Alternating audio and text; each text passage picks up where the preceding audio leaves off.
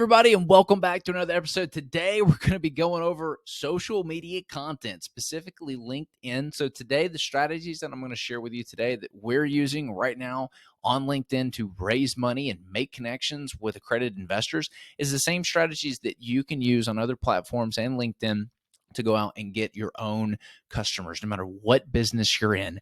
I see people making mistakes on social media all the time. And I literally made this mistake for 2 years straight. For 2 years straight, I would just post on social media every day thinking, okay, I got to post. I just got to come up with something every single day and just get something out there, just start. And I was not monetizing my social media, and it drove me crazy. When I figured out this strategy, I immediately had 6 people within a month reach out and who were interested in learning more about investing. And we landed several of those investors, and that was just in the first month. So since then, we use this strategy to consistently create connections with people and get inbound leads through our social media direct messages. So let's go in today specifically how you can use social media to start monetizing, basically to start monetizing social media and bringing in leads. So there's 3 main parts to a social media post. There's the hook, there is the content, and then there's the call to action. And most people are missing all 3. They're just putting cool stuff out there on social media that they want to get likes and stuff for. But for those that actually want to build a personal brand or monetize your business, it takes effort. It is a quality, not quantity game. I was playing a quantity game in the past, and I'm no longer doing that. I actually take the time to sit down and write engaging content that gets me excited, that adds value to the target customer avatar that I'm going after. And believe me, when you spend 2-3 hours every Friday morning trying to come up with content, and I'm going to share with you my kind of key takeaway on how I come up with that and don't have to just drain the creative juices every week, how I don't run out of content, magical things can happen, like customers appearing in your inbox. So let's talk about the first concept, which is the most important, the hook. You've got to get people to stop scrolling. You've got to hit the curiosity button in their head for them to stop scrolling and want to read more. And a lot of people want to tell what the content is about in the hook. Don't do that. You might say, hey, here are 6 investment strategies and investors are using in today's market to, not lose money.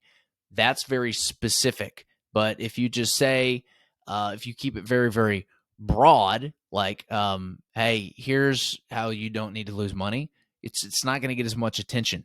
Like another one, for example, a great hook is, I'm getting divorced. I saw somebody use this one and I was like, ooh, man, I'm saving that one. I'm looking at that one. He got a ton of comments because everyone was like, whoa, he's getting divorced. And then he went through and talked about how he was divorcing a particular asset class that he wasn't doing anymore or buying anymore, something along those lines. So I thought that was really interesting. Here are some good hook ideas that I wanted to pull up and share with you guys. 5 things I've learned as a blank. Secret to blank without blank. So secret to whatever result they're trying to achieve. Secret to great abs without working out, for example. What blank industry or expert don't want you to know? Ooh, this is a good one. Or, this is a secret I learned recently too, blank. One tiny hack that blank exposes big results. So like one tiny hack that exposes bad investments. 3 things I wish I'd known earlier, and it's blank, about some kind of industry or, doing this. What you need to know about whatever industry, reasons you're not getting the result you want, even after, blank time, whatever you spent. Another one could be, why you are, struggling to do this thing. These things get people to stop. The more you can get into your target avatar's head and use things that really hit them on the emotional side, the better. That's why one of the things we did is we actually interviewed a lot of our investors and had a huge list of questions that we asked because we wanted to understand where they're at in life.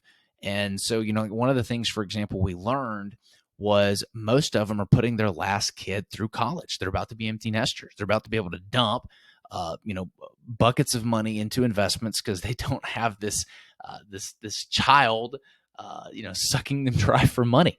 So, that's a good thing to know. So a hook might be, here's what to do if you're putting your last kid through college and you're not prepared for retirement. Whoa. All right. Yeah, that sounds like me. So the more you can stand out in all the noise with your hooks by getting into your target avatar's head, the better.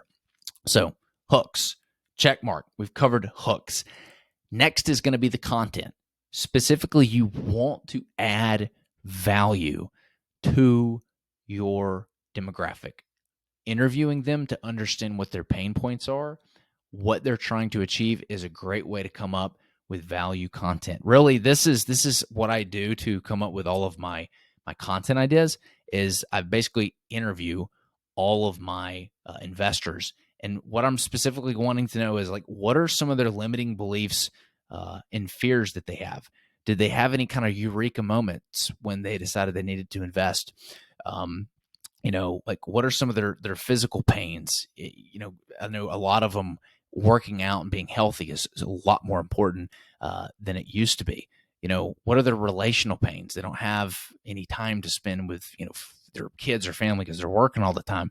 Do they have any like spiritual pains? Like, do they feel like they're meant to do something more than, manage people and sit in a cubicle all day?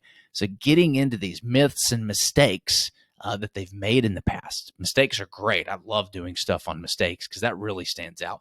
If you can write a little post about a mistake that some other investor made and how it cost them money and help out someone that may be going through something similar, they're definitely going to listen up. So they're limiting beliefs and fears.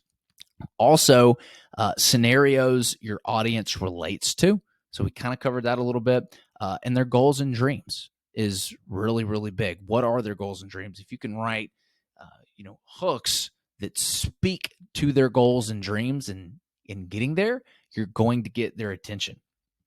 All right. So next is the call to action. This is the last piece, and this is probably the biggest one I see people not doing is having a strong call to action. This is to get them to do something. Otherwise, they're just going to keep scrolling on their feed. So here are some of my calls to action. DM me the word passive if you want to learn more. Ask a question. Get some comments flowing down below. Get it boosted. Feed that algorithm. Follow me to learn more. Get my free ebook here or whatever lead magnet that you're using, or visit our podcast to learn more. You want them to do something. You want them to take an action. So you've got the hook that captures their attention. You've got the body, and you've got the call to action. That specific format is going to work for you. And here are just a couple tips and tricks that you can use to make your content even better. One is less is more. So the more make every word fight for its place on the page.